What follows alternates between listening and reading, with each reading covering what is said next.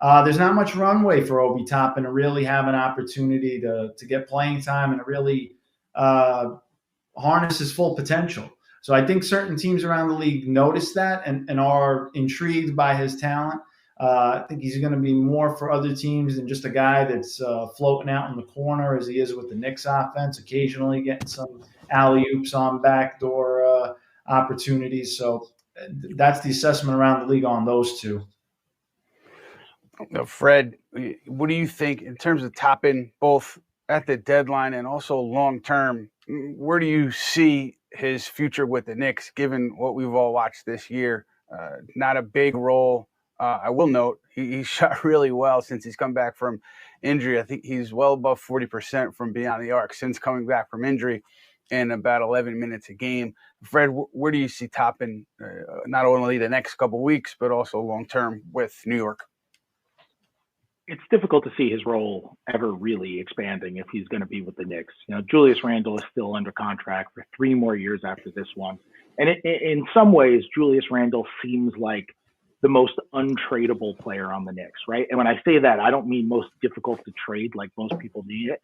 I mean, when Julius Randle is playing really well, like he is this season, he's indispensable to them.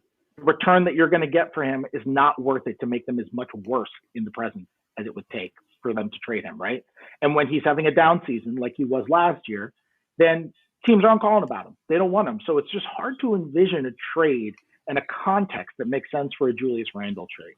And as long as Randle is there, and as long as the Knicks have Mitchell Robinson, who also is under contract for 3 more years after this one, and Jericho Sims, and Isaiah Hartenstein, they have put this in a position to where Obi Toppin is just going to kind of be the straight backup 4. And sometimes he's going to play 10 minutes, and sometimes he's going to play 20 minutes.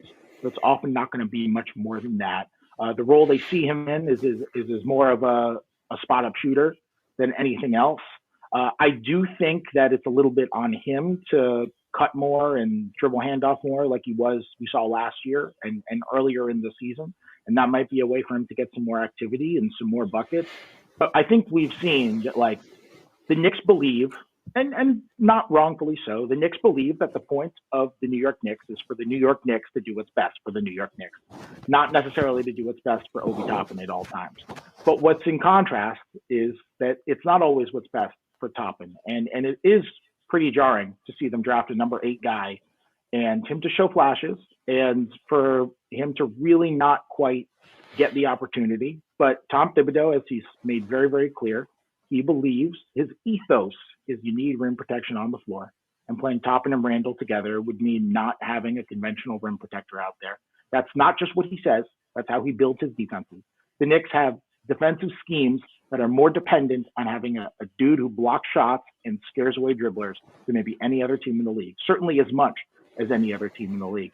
And they need guys like that in order to execute their defensive schemes. And that's why Toppin kind of gets the limited playing time. But I think as long as he's sort of stuck in this system and with a roster resembling this one, I think we're going to kind of continue to see him play this sort of role. I don't really see him jumping out of it.